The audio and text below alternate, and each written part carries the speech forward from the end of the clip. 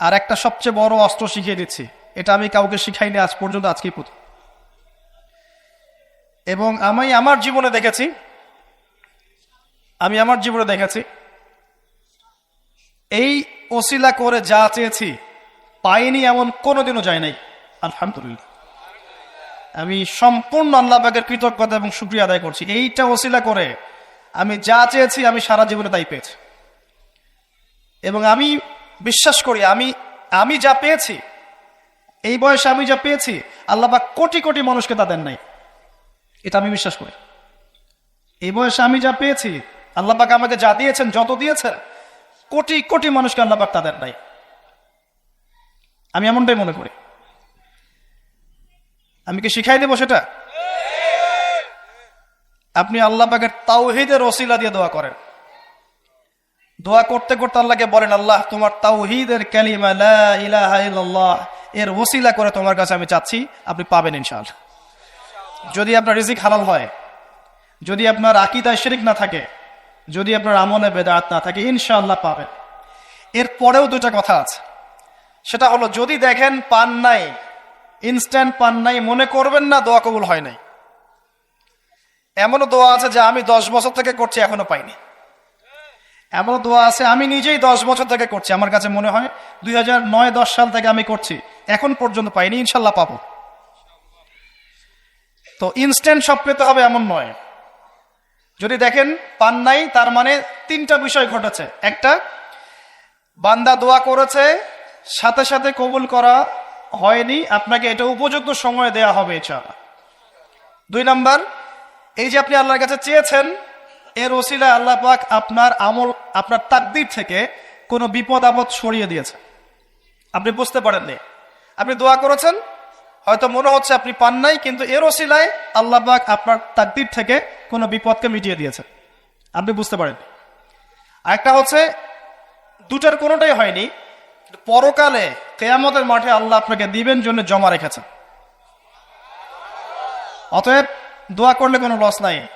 বেশি বেশি দোয়া করবেন, সেজদায় বেশি বেশি দোয়া করবেন, ফরজ সালাতের আগে পরে করবেন, নরমালি হাত তুলে দোয়া করবেন, নফল নামাজ পড়ে করবেন, দান সাদাকা করে করবেন, কোরআন তেলাওয়াত করে করবেন, দোয়া বাড়িয়ে দেন। আত্মশুদ্ধির কথা আমরা যে বলি না, কয়েকটা বিষয় জড়িত। বেশি বেশি কোরআন তেলাওয়াত করলে আত্মশুদ্ধি হয়, বেশি বেশি জিকির করলে আত্মশুদ্ধি হয়, আল্লাহওয়ালা মানুষের সহবতে গিয়ে পড়ে থাকলে আত্মশুদ্ধি হয়, বেশি বেশি দোয়া করলে আত্মশুদ্ধি হয়, বেশি বেশি পরকালের কথা ফিকির করলে আত্মশুদ্ধি হয়। এগুলো খুব বেশি প্রয়োজন। আত্মশুদ্ধি না থাকলে আমরা আগামীতে পথ চলতে পারবো না। একটা বাতি থেকেই বাতি জ্বলবে, বাতি থেকেই বাতি জ্বলবে ইনশাআল্লাহ। আপনি নিজেকে ছোট মনে করেন না, তুচ্ছ মনে করেন না, একটা বাতি থেকেই 1000টা বাতি জ্বলবে ইনশাআল্লাহ। আগে নিজে ঠিক হন, তারপরে কু আনফুসাকুম ওয়া আহলিকুম নার, নিজে জাহান্নামের আগুন থেকে বাঁচো, পরিবারবর্গকে বাঁচাও। পরিবারকে বাঁচান ভাই। পরিবার খুব কঠিন জিনিস, কারণ পরিবার কথা শুনতে চায় না। হ্যাঁ, দেখবেন মানুষ কথা শুনবে, পরিবারের লোক কথা শোনে না, এমন হবে। তো ওইখানে আপনাকে সবর করতে হবে।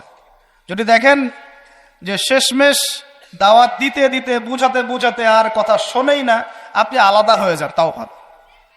কথা বুঝতে পারেন নাই? আসহাবুল কাহাফের মতো হয়ে যান, তারপরে আপোষ করেন না অন্যায়ের সাথে। কারণ এই ফিতনাগুলো আপনাকে আল্লাহর পথে চলতে দিবে না, বাধা দিবে, সারাদিন দুনিয়ার ফিতনায় ব্যস্ত রাখবে আপনাকে। এর আগে সূরা আল ইমরানের 102 নম্বর আয়াত আছে, ইয়া আইয়ুহাল্লাযীনা আমানু ইত্তাকুল্লাহ, আল্লাহকে ভয় করো, হাক্কা তুকাতিহ, ভয় করার মতো ভয় করো, ওয়ালা তামুতুন্না ইল্লা ওয়া আনতুম মুসলিমুন, পরিপূর্ণ মুসলিম না হয়ে মৃত্যুবরণ করো না। কিভাবে পরিপূর্ণ মুসলিম হবে? ইয ক্বালা লাহু রাব্বুহু আসলিম ক্বালা আসলামতু লিরাব্বিল আলামিন, ইব্রাহিম আলাইহিস সালাম। যখনই আল্লাহর কোনো বিধান চলে আসবে, হুকুম চলে আসবে, সাথে সাথে আত্মসমর্পণ, এর নাম মুসলিম। বলবে না যুক্তি কি দর্শন, কেউ কিছু চাইলে তাকে দিতে হয়। তো আল্লাহর রাস্তায় আবার হারাম কিছু চায় না। কথা বুঝতে পারেন নাই? আল্লাহর রাস্তায় আবার হারাম কিছু চায় না।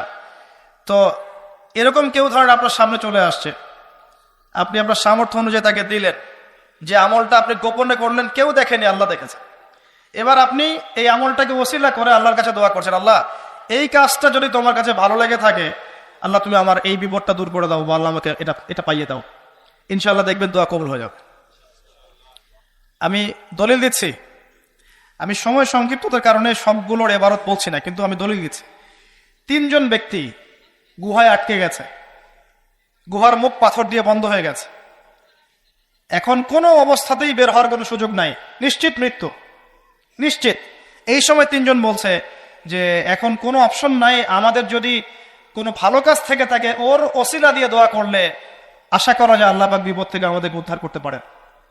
একজন দোয়া করছে, আল্লাহ আমার বৃদ্ধ পিতামাতা ছিল, ওই যে বললাম শুরুতে আমার বৃদ্ধ পিতামাতা ছিল, আমি সারাদিন কৃষিকাজ করতাম, রাখাল ছিলাম, ছাগল প্রতিপালন করতাম, দুধ ধোয়ায় না, দুধ ধোয়াতাম, যতক্ষণ আমার মাকে না পান করিয়েছি আমি কখনো দুধ পান করি না।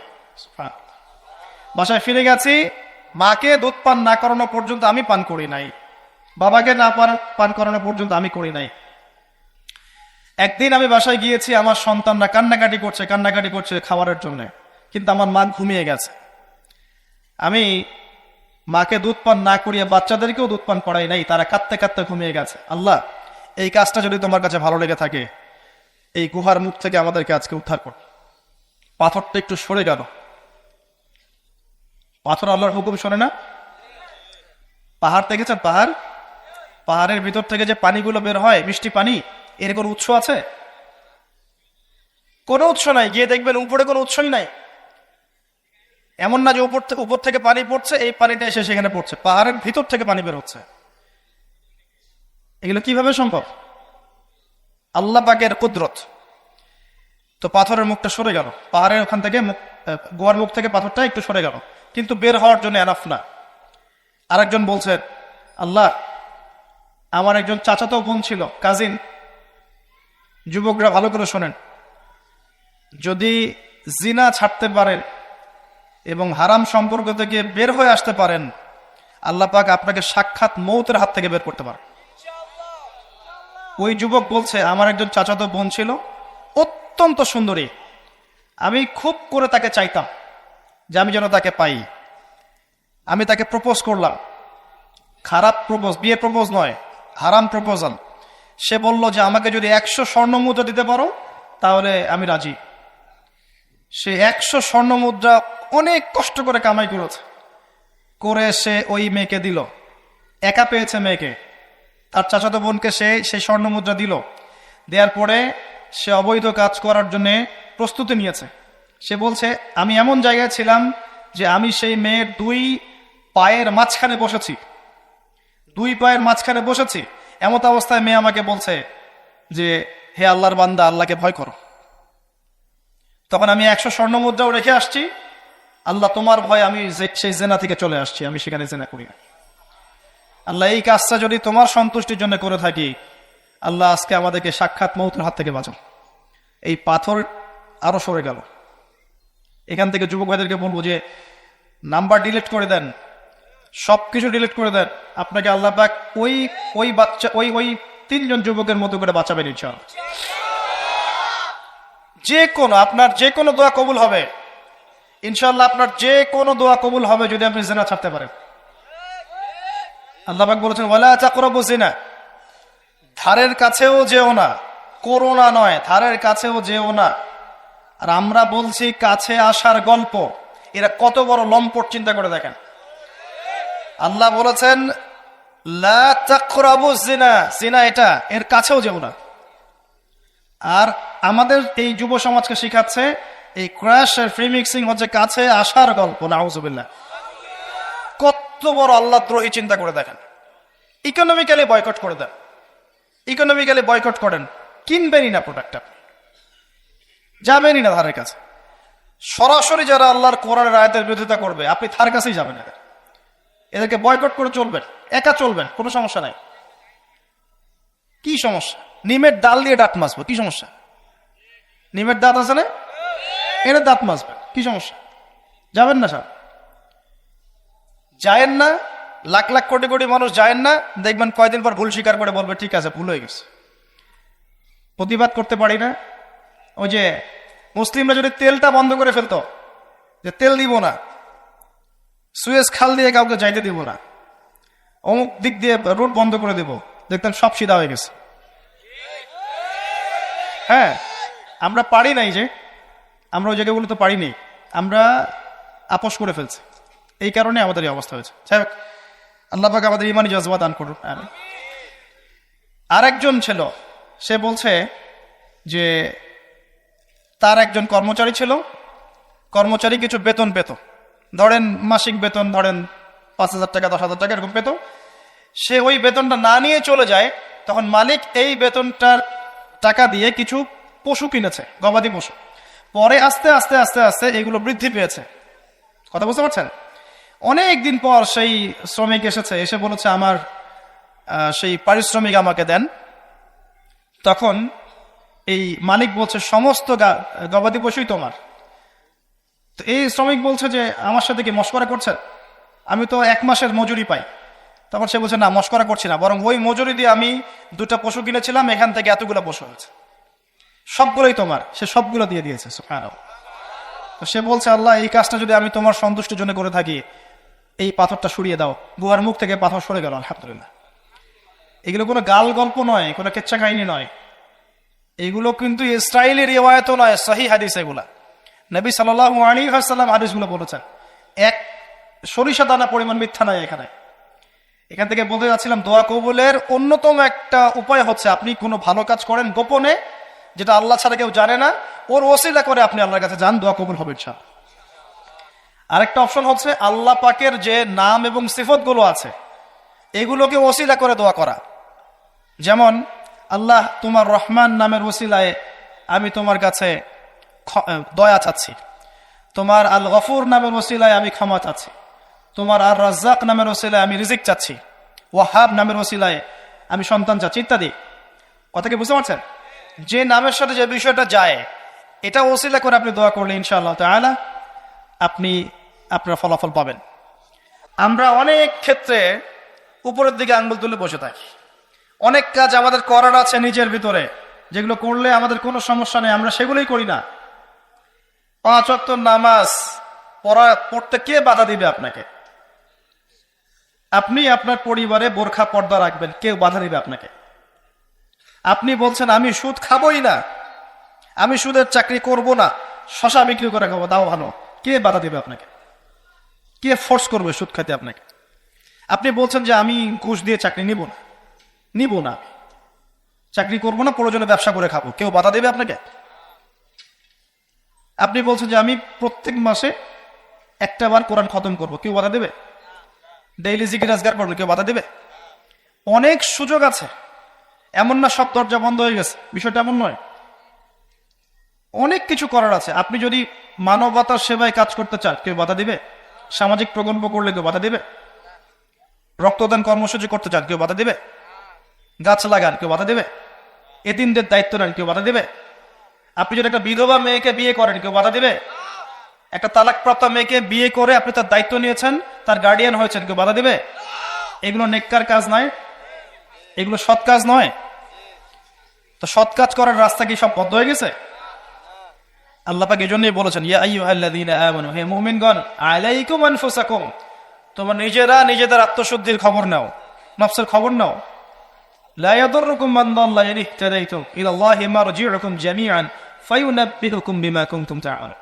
আসেন, জুমার এই দিনে অনেক আমল আছে যেটা আপনাকে আল্লাহর কাছাকাছি নিয়ে যাবে ইনশাআল্লাহ, রাসূল সাল্লাল্লাহু আলাইহি ওয়াসাল্লামের সুপারিশ পাইয়ে দিবেন ইনশাআল্লাহ। তার মধ্যে একটা কাজ হচ্ছে বেশি বেশি দরুদ পড়া। পারবো ইনশাআল্লাহ? আপনি একটা টার্গেট নেন যে আমি এই জুমার দিনে 100 বার দরুদ পড়বো, পড়া যাবে? কেউ বাধা দিবে? আমি বলছি না 100 বারই পড়তে হবে, এটা আমি বলছি না, কিন্তু আমি সংখ্যা ফিক্স করতে বলছি না। আপনি একটা টার্গেট নিয়েছেন যে আমি 100 বার মিনিমাম পড়বো আজকে, কেউ বাধা দিবে? এটা কি বেদাত হয়ে যাবে? আচ্ছা, জুমার দিন অন্যতম একটা আমল হচ্ছে, অন্যতম আমল সেটা হলো জুমার সালাতের জন্য, ভালো করে শোনেন, জুমার সালাতের জন্য আগে আগে মসজিদে যাওয়া। আমরা কি করি, প্রথম রাকাত হয়ে গেছে, দ্বিতীয় রাকাতে শেষ বৈঠক বাকি আছে, দৌড় দিয়ে মসজিদে যা। অনেক মুসল্লি দেখবেন জাস্ট নামাজটা শুরু হওয়ার আগে আগে মসজিদ ঢুকবে। অথচ নবী সাল্লাল্লাহু আলাইহি ওয়াসাল্লাম বলেছেন, জুমার দিনে কেউ যদি সকাল সকাল উত্তম রূপে গোসল করে, উত্তম রূপে গোসল কোনটা এটা জানেন তো? আমরা ফরজ গোসল যেমন করে করি, এটা সর্বোত্তম গোসল। উত্তম রূপে গোসল করেছে, সবচেয়ে সেরা জামাটা পরেছে, সবচেয়ে সেরা উত্তম পোশাকটা। আমরা মসজিদে যাওয়ার সময় সবচেয়ে খারাপ পোশাকটা পরি। আর যদি দেখা যায় কোনো পলিটিক্যাল নেতা দাওয়াত করেছেন, সবচেয়ে সুন্দর কাপড় পরে গেলাম, দাঁড়ান, আপনি আল্লাহর সাথে মসজিদে দেখা করতে যাচ্ছেন, কেন সবচেয়ে নোংরা জামাটা পরে যান? আপনি সবচেয়ে উত্তম পোশাক পরে যাবেন। দলিল দিব, ওই যে হাদিসে জিবরিল জিবরাইল আলাইহিস সালাম মসজিদ নববীতে আসলেন, এসে নবী সাল্লাল্লাহু আলাইহি ওয়াসাল্লামের হাঁটুর সাথে হাঁটু লাগিয়ে বসলেন। ওই হাদিসের মধ্যেই আছে, দেখবেন, রজুলুন শাদীদুল বায়াদুস সিয়াব, একদম উত্তম ধবধবা কাপড় পরে সে মসজিদে এসেছে, প্রমাণ। তো জুমার দিনে যদি আপনি সবচেয়ে সেরা সুন্দর পোশাকটা পরেন, আগে উত্তম রূপে গোসল করেন, আতর খুশবু ব্যবহার করেন, ব্যবহার করে আপনি খুতবা শুরু হওয়ার আগেই, খুতবা মানে বয়ান, এটা শুরু হওয়ার আগেই আপনি পায়ে হেঁটে মসজিদে আসেন, ইমাম সাহেবের কাছাকাছি বসেন এবং মনোযোগের সাথে তার খুতবা শোনেন, কাউকে কষ্ট না দেন, এমনকি কারো সাথে এতটুকু না বলেন যে চুপ কর। কেউ পাশে কথা বলছে, আপনি এতটুকু বলবেন না, চুপ কর।